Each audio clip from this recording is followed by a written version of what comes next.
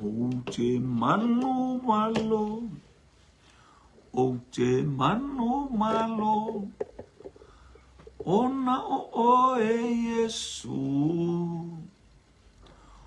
O te manu malo, o te manu malo, ona o Yesu. Ua e faa umatia, leo ti male tu unga mau, leo ua o mau, o te manu malo, o te manu malo, ona o oe,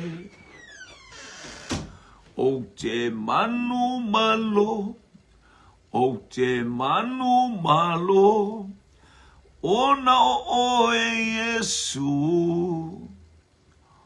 O te manu malo, o te manu malo, ona o Yesu.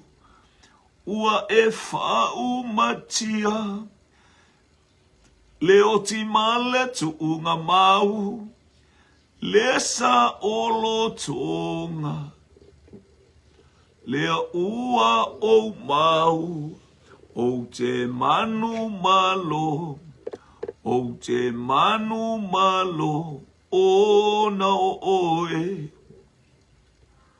O oe olo une ola, e whai matau no o, le lili oe o le vanu, le rosa mai sarona, pua ina lo na manongi, o lo faa maoni e o ile o ti, o te pese, hallelujah mavia o oe. O te pese, alleluia mavia oe. Matou pepese mavia oe ono le manu malo la wafio wa e fua ina I lau whanau e peila vo la wafionga wa e manu malo. Olo manu malo, ua matou manu malo ai mea uma, ua ola mai le oti ma le tuunga mau. Hallelujah, ua eto e fatu lai, hallelujah, ma ua ta pena ia I lau whanau I taimi uma la malelia, o matou whatalitali atu, I lau wafio ma le loto wha maulalo. E vi inga lea ma le whane tanga e le mapu e whane ne pea o mātou loto ma langa ina lo manu malo. Owa oe ole atua sili sili ese, oe ole atua nuu, ole atua ainga, ole atua malo, ole atua e kalesia. Hallelujah, ole atua, ole atua tupu, ole atua wali. Tete mu ngā luenga le pongi sasatani mana au ilo vi inga, e ala ia Yesu ke. Lea mātou te pese ai, ma ala langa ai. Awau, oe ke risoe o lena e manu malo I le tunga mau, ma le o ti whape nā le li ielo, au mai o le manu malo I lau whanau. Oe, talia oe whai mali I ma whaola I o lātou. Angana le mai pa I mai lau o fio au mātou oe. Fesoa soani mai, I watu me uma I lovi inga ne ia fiafi ona o Yesu. Amene, amene, ia. Moli le ngā whaftai nei vaenga o le awa uli au tato iai le lofa ma le anga le lei o le tato o tua, whaasoloto I le afi. Ia malo le folau, malo le pale, malo le whatoa toa I tiuti mawhaiwa o le nei vai aso. Ia le uanga I atu I le whai unga. Foi ia ua tau mai ngā luenga ma o ngā nai whanau. Ia talo o I lava I lātou ele I. Tari mai I angale le I ma fisoa soani atu I ate I lātou. Sau le ala I le mana o le toto e whapena fo I unga o penga ta whailangi. o tātou tutu whaatasi masitia, o tātou wainga i le aitu, ma le atafa, ma le atafa. O aifo i se ainga o whaasanga e male malanga le maliu ma le oti, ia, ia le ali, tātou te vi ia le ali, e le istangata e oti mo ia, oti mo le ali, e le istangata e ola mo ia, tātou te oti pe ola, o tangata o le atua i tātou, ia iei whamunianga le atua. Tātou te tutua i, ai tā pena fo i o tātou olanga. Mo tātou vāva i atu. Ia, if. Hallelujah, i mea umana whaero mai o whamunianga ia le atua o lona fola mai o mea umai au na o mai. Ia tā pena ia i tātou ma le oli ma le fia. Vi ele li. Tui lo mau mai se upu e taita ina tātou le nei. Mene no po se ele pesele o te manu malo. O te manu malo. Ona e te tau. Ona e te tau ma e tu i le manu malo i te mi uma. Mai fiale a manu malo. Ia e mailo tātou wali i o Yesu Keriso i te mi umala. Au no i tātou ma Keriso e whaifua mea tātou te whaiau i no i tātou male atua. Lea nganga o lea li. O tātou on tangata whao vi inga. Tātou te sa ilia lo tātou lava vi inga. Ia. Tātou iei le upole atua le nei tu aso mole ato fo ilia nganga whaaftai e ngā lulu le nei aso atoa. Fo ileo mai ato fo ili tātou polo kalame. O le manai o le manaba o ngā luenga. Ia malo o le. Malo le taupati. Ia malo fo ili. Fasoa mi ia le li, malonga lue le nei va yaso. Ata fo ileo na yo tato uso ilea fare fo alesi, ma lea fale walesi. O tato uta uso ina lava le nei polo kalame. Hallelujah, e tasi ole si itia ole suafa o Yesu Keriso. Ia le toba eatu ilea tafa ma le itu o le laulangi wa pepe se ta ifia afe, ta ifia se lau afe. Fias fulu afe, taule ofi, arenas ma mea te tele. Aleluia. O ala langai au maia Keriso i malo. Ina ia au maia Keriso i malo. Evi ia ile atua. Ia. O le foi upule o te fia wha malo si ai. O le talale ia. Aleluia. Praise God. O le lua le tupule on ta upes fultulu. Aron foi upu e luas fulu e o ile lua se fulu ma le lua. A o ile lua se moretasi. Foi upu i e lua. Ua oti Elisaia. Wala tau tanu fo i a te ia. Na sau fo i aua moapi ile nuu ile amatanga o le tausanga. Sala tau tanu le tangata. Fauta foi. Walato i loa le au, ona lato lafo ai lea o le tangata i le tunga mau o Elisaia. Wo oifo le tangata, wa papai i ibi o Elisaia. Ona toe ola ai lea oia. Ua tu ilunga i ona vai. Hallelujah. Praise God. Ole tunga mau matala. Ole tunga mau matala, pon tunga mau matala. Ia vi ia leli. Ole tunga mau manu malo a. Na tanu wali tangata e wato lai matala mai ale tunga mau. Amene. Ia leli. Ia o le tala masani mo tātou whaalongolongo ia i le tu aso ma le ataimi. Aleluia pe on tātou whaalongolongo. I le iloa le lei o le tangata o le manu malo. O le tangata e mātala le tunga mau. O le tangata i eifa manu yanga le atua. Praise God. O le tangata o le toe tu. O le tangata o le manuia. Ia.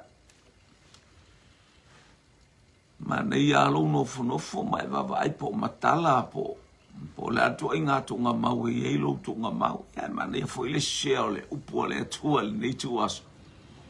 E te ilo ai po se tunga mau matala lo tunga mau po se tunga mau e tāpuni. I ia le ali.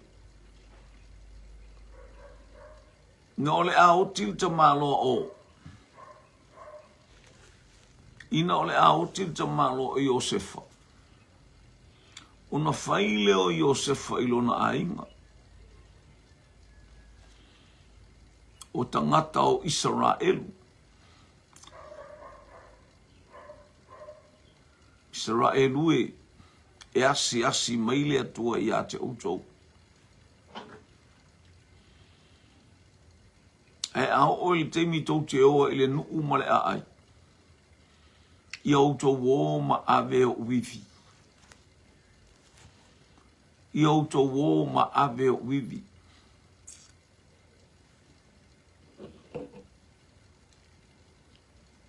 Hallelujah. Au to wo ma ave wivi o le fe au le atua o le tunga mau matala. E te ola i le teimi nei e te ilo le tunga mau le wa e ta pena e te alu i ai se aso ma se taimi. O le tunga mau e matala. Au to wo ma ave wivi. Se le manai o le menta u soa atu le nu. Tau whao e tangata o le nuu le tunga mau, e sea matala. E o ivia e ave o vainga ese i winga o le tangata. O le tangata alofa, o le tasi le nā ivi. O le tangata whaamaoni, o le tangata ustai, o le tangata whaiuso, o le tangata sa ili malo, tangata alofa, tangata loto whaamangalo. Ola ngi mauivi a. O naivi uma, o lai matala i teimi uma. Aleluia. O le tunga mau matala. O ivi o Iosefa lai mana tua pea ele nu. Aleluia. Ua oti le tangata. Au ia i tu ai ngā ivi ese mana tua pea le a ai e mana tua ele nu. O amo le mele tau whao i el nupo ai a moa iwi o Iosefa. Hallelujah, aisea. Ina ia whaima whaamanu yanga o le tunga mau matala. E uina ua oti. Lele wato e langa ma ilunga. Hallelujah. Lele wato e langa ma ilunga le tangata. Lele watau whao aisea ua matala mai whaamanu yanga e mana tua pea. E mana tua pea. E mana tua pea ngā luenga le leia le tangata. O le ivi o le whaamaoni. O le ivi o le loto ono sai. O le ivi o le loto usi ustai. O le ivi pia ona whailo atu. O le a. Praise God. O le tangata o le atua i teimi uma. E matala mai, e tala noa mai mea uma na te whaia oka e le ngalo i ata ita.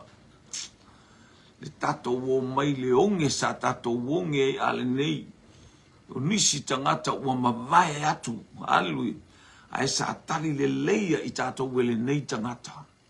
Lo tato uso sa tato whai mea le anga i ai eva ai lona loto.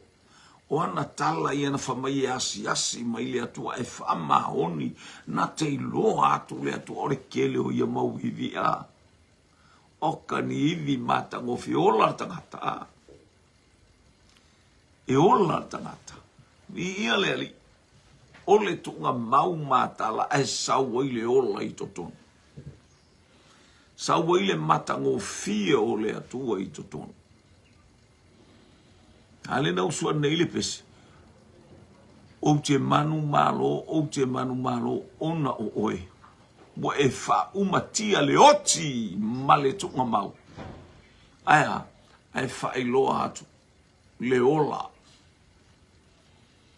Le loto ono sai mea uma. Le loto wha pale mea uma. Na le ua avatu ele nu. Le sami ula. Aia, waila le amo atua i tonu a wha e wātua. I ia le atua. Na le wa atu o la le wa muli mai hivi o Yosefa e mua le atola au ina wa vifo. Haleluya ina wa vifo. Ia le ha. Na wa vifo le tula fono. Le to'o ia male manai. La le wa fa mua atu aya. And watu a ia. Ai loa atu ai tu o le ata le o le alofa tu noa o le atua. La le wa tai atu e le atua. Le atola a ile atola au o le ata o le tai atu o le ivi o le tunga mau matala. O le ata po folinga i o le tunga mau matala. O le alofa tu noa le nei o le atua mo oe le uso le tua fine. Maso o se tasi. Lale ua tau nuu a ivi o Yosefa. Ua tau nuu I tafatafa o le meta o Efraima. Haleluya, I Samaria. O ina ala e tanu e le meta o Sekema. Haleluya, ibi o Yosefa o le tofi lea. Na a batua I whapea taitala atu uile I tuisa sa ele mele na tofi ai reupena. Tofi ai ia Manase, tofi ai Makato. Whapea ila anofo ina ibi o Yosefa. Ae le ai.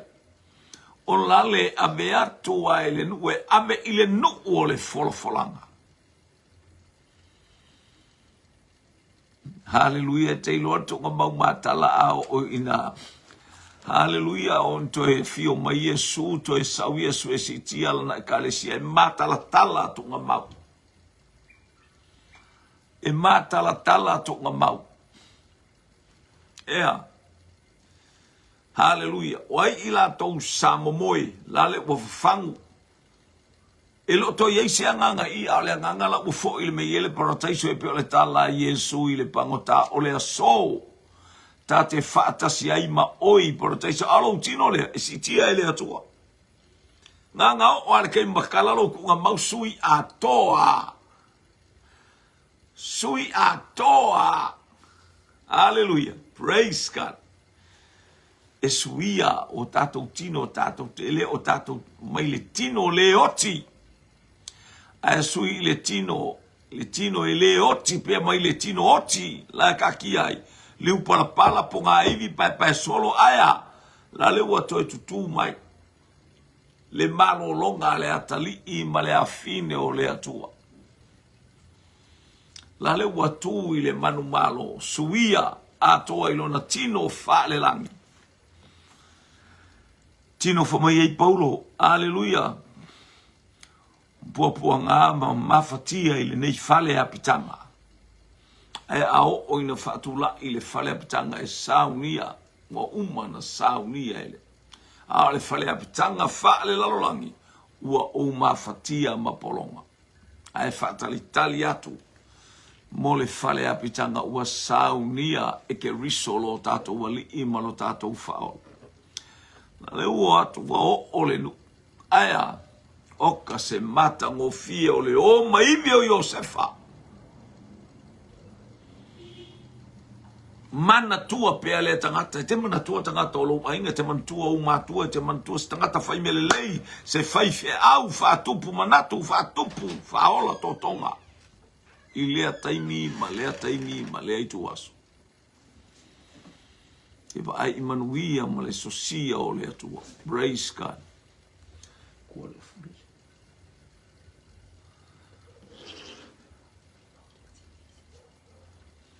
Praise God. Mi ia le ali. Ia I le atua le vi inga, ia I le atua le wha manu ma le wha ne tanga o tātou loto. Hallelujah. Vi ia le atua. O le tunga mau matala ea o le asa o vai. O le arko inga makala I lo tunga mau.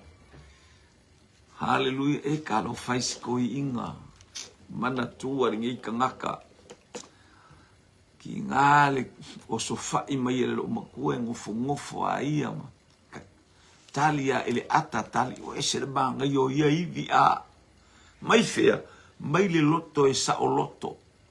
Mai le loto o iai le whaau unga. ngaka fo iki ngā vesi ako mai se au kau ke popole.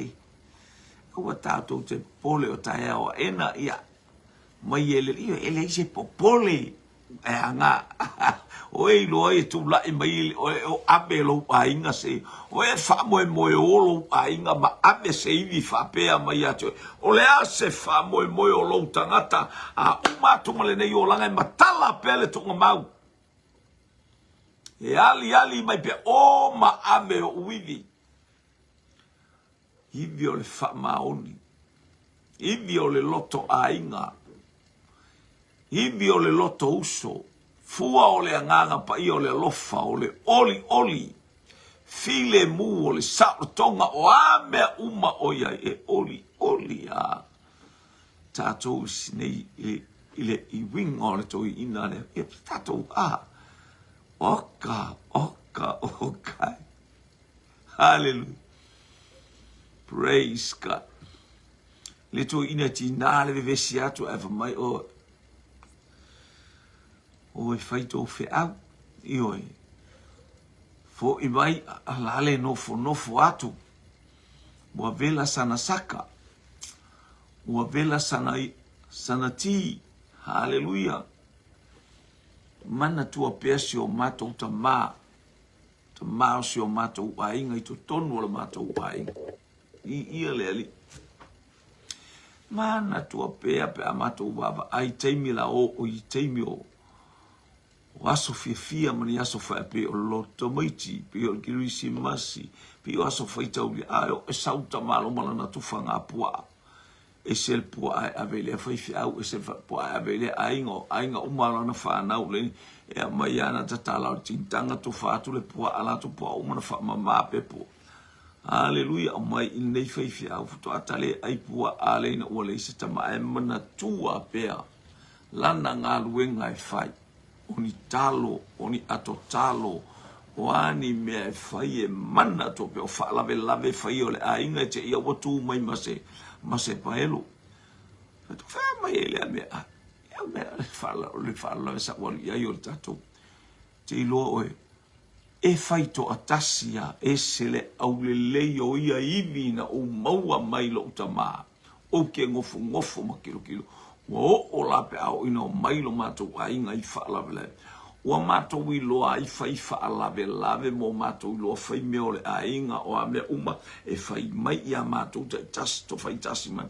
A ho ufo ina whasafua atu mea e wā ai uma le a inga i mea i e tu e mātou. E alu uma. Aleluia.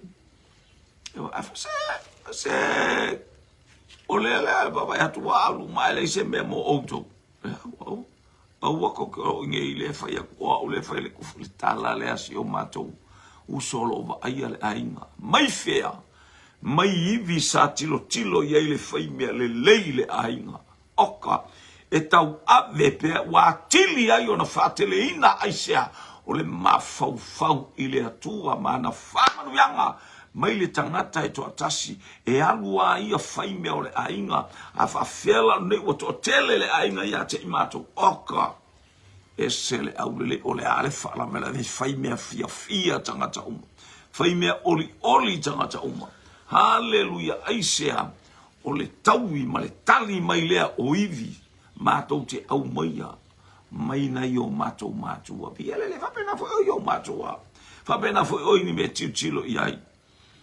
Hallelujah, na uno ta yo lo tina ma lo tama ya el watu New Zealand ya Australia ya America e vala au faile tusi au watu hallelujah ono le mana onga hallelujah ina ia maua solu mana Emmanuel ni ya le tua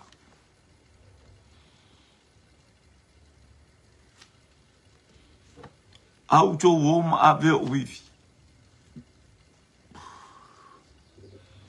o tile au na le atua o Elisaia. O le profeta na matua ma ai e ui na whaale tonu le walanga o le tangata e o i le tupu e a mata mai lava i tangata la iti, tangata nu e o i le tupu o kangi kangaka aleanga. Tangata o le nu o Israelu. Hallelujah. Lea e tupu o ne il tangata o Elisaia. le toi va ai ngā le ia Elisaia, ua mai Elisaia, ai latu Yoas. Latu Yoas safa i atu Elisaia, Haleluia, lo utamae, le kariota o Israelu mana au eti e sorofanu. O le tala fo ilea Elisea fo le fo uto e saule tupu lea le wana taulo toa mai. Tu Elisea sau.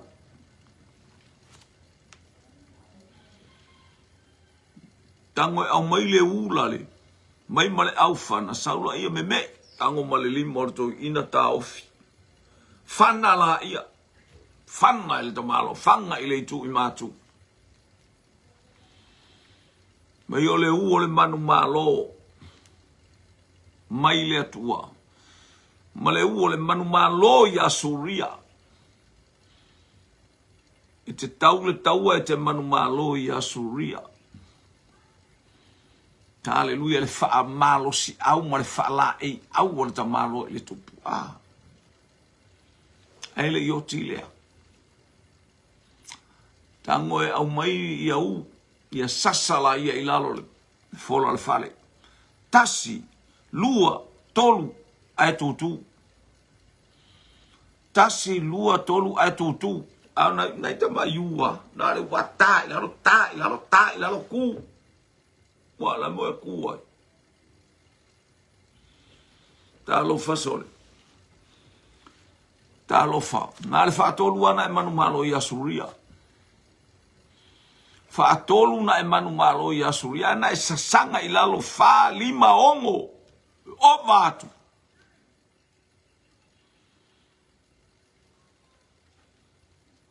E fiu suria fe pio i ele toe.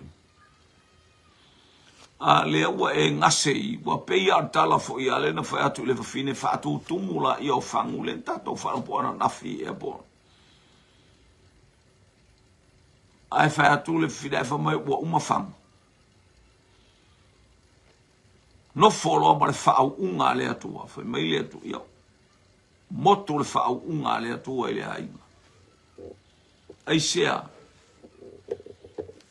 fa tumu lima. Haleluia. E aunga tango fie. Ole. Babe ana le la bal fatu e la umai ngonge pe o la umai le a la umai ki apula. E wa osh. Ai ana la umai pe fa la umai na tolu fa ato ti apula. Na se la un pe lua se la ti apula la ia. E tasi ale fa inga le isi avenga de make ki ai uma. Ale fai ta wafe, afe, e fai ngas, e fai beao ina manuia. Tunga mau mātala. Ua otile au na le atua, ua umana whaeilo atua na whaamurianga, ua ba ai Israelu il tangata e matautia. Ba venga na amata whai mai el tamalo Elisaia. Ta Elisaia le vai fatai ta il men fai Elia va bela utanga le vai na ta il tangata o le atua la uta o le ofu le no mana pa matala le vai. Aleluia. Luatu Elia i Eriko ave wala au saule solo al nufa mai vai oi. E se le manai o le nunei a e pau alona ua o ona le vai. Le anga le ele. Fai Elia le va venga. Mai se tano atu i mani masima ato ele. Watu afa tofo le vai, tofo to wa mangalo. E o ile ele ato va venga na fai Elia e mata pele nu. Hallelujah. Mata pele nu. Hallelujah. Lopo anale lapo anafina vatu alife aule. Hallelujah. Praise God. Eli le vai au na. Hallelujah. Yosefatu e toma ma Israel fasa ngatau ya mitiana ina wale ai se vai fitu aso. Fo mai tamaro Elisa ya mai stangata eta mai se la au. Ma Eli la utuia. Tai awa ena to vai le vai boiai. To chela vai se au ile langi. To chela vai. A o tai au tu mu tu ia ele vai. Ma venga. Tau atu le fafine. Ua oti la natane. Ma venga na fa iai fatu tumu fangu. Alu e vai el suau unai lo fale. Fatu tumu fangu loka le potu. Aua nei te tā la fai te toa. To tongi leo le ai tā lafu pe au ia alu warfo mai ua o uma fangu. Ia a me lor tupe na ua maua ia to tongi le ai tā lafu le mea to toe o lai oe malau whanau. Aleluia. Sau le fafine su nema tali le leia Elisaia. Faia Elisaia le vabenga e winga ilana tama. Oka ni ivi. Oka. Se matala mai o le tunga maui taimi uma na oti ai. Uma atu le nā. Fai le mea aia le au soo. Wa ona nā le au soo le leanga le kuka. O ia na faa. Na fai le kupalua le falamata tongi tonu le kuka. Au mai le kuka ua matua ova le manongi. Hallelujah. Au mai le mea ai. Au mai mea ai mai isi tangata le nu. Hallelujah. Le ispito nu. Ai fai atu Elisaia ave tufa uma ile au whingaruenga ave tufa uma ma le nu. Leo aile nu le au ga onga tuspaia. Hallelujah. Ai fai mai tala al tangata. Alana au onga sole. E ai longa e la waka ngaka e ko se lau ile. Ai o. Fai atu alu e fanga. Alu e fai melo to fai atu ai. Alu e tufa i tangata. E to toe. Pei o le tala i wawenga na fai Yesu. I le lima afe tangata e fafanga le lua. Tamai am areto e lima. Walu le ngaru enga mo le whainga o se fale. Mo la to mana o pa u le toi. Ma lepe le toi wa pa u le fatu toi. Anga i le vailo loto. Ta e tangata e tongi i le la au lunga ko e fitia e lunga le ulu le toi toe maua le ulu le toi. E ano noa i wabenga. Na manu le pela. Ea. Fa malolo. Le nuu wale ei se mea ai fai to o Samaria. Ai fa mai fa benei tai ao. Wa ai le nuu. Wa fa tauria le sea o falawa. Ile fai to ai Samaria.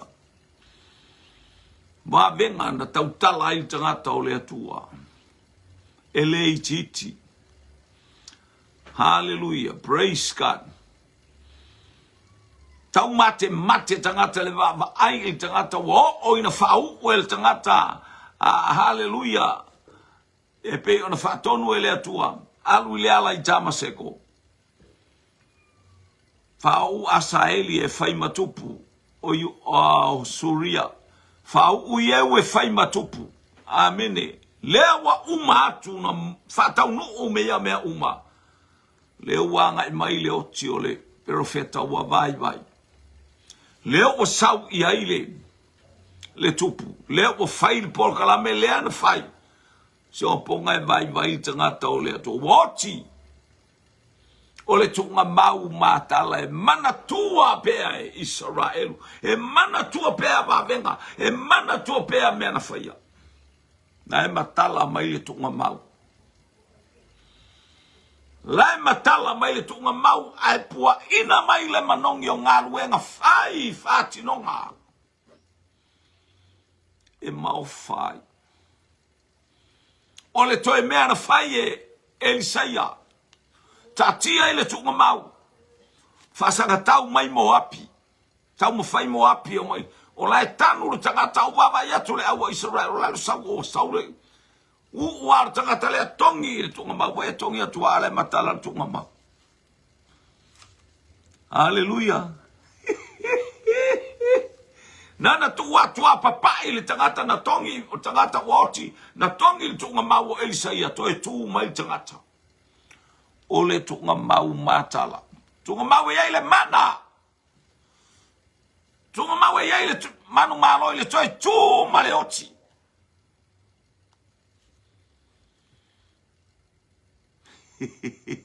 Watu e tu.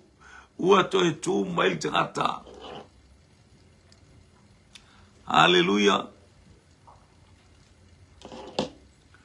Tutuane la uba ai. Haleluia. Ile tunga maulale loka i totonu la salo. Ni ia leli. Tu Yesu. Peo tu uai. Ai sautala waelo. Wamanongi. Yesu wamanongi. Tunga mau matala. Yofo ai. Na alua i tala ele yo o taimo le pase kalena maliwa Yesu. Wa alu le tala i turi manu e fia o le lololangi. Ile nava i tau.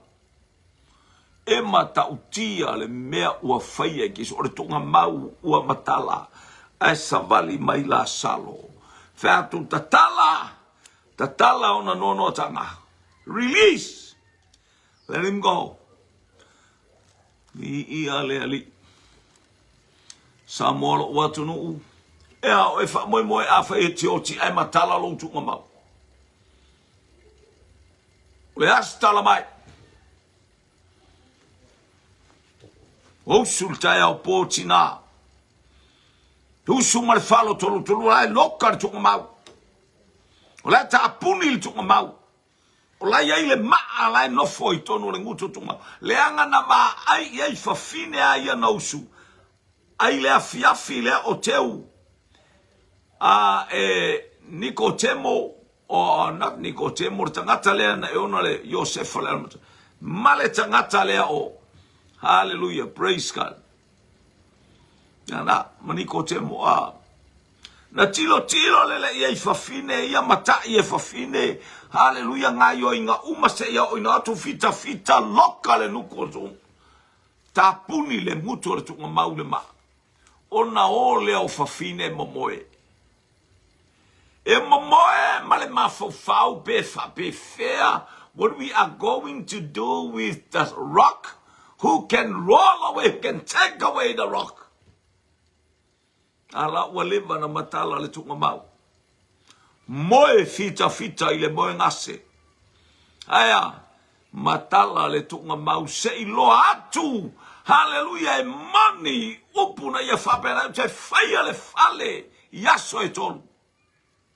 O te tale pēr le fale, au te toe whaia yaso e tolu. Wake i tangata.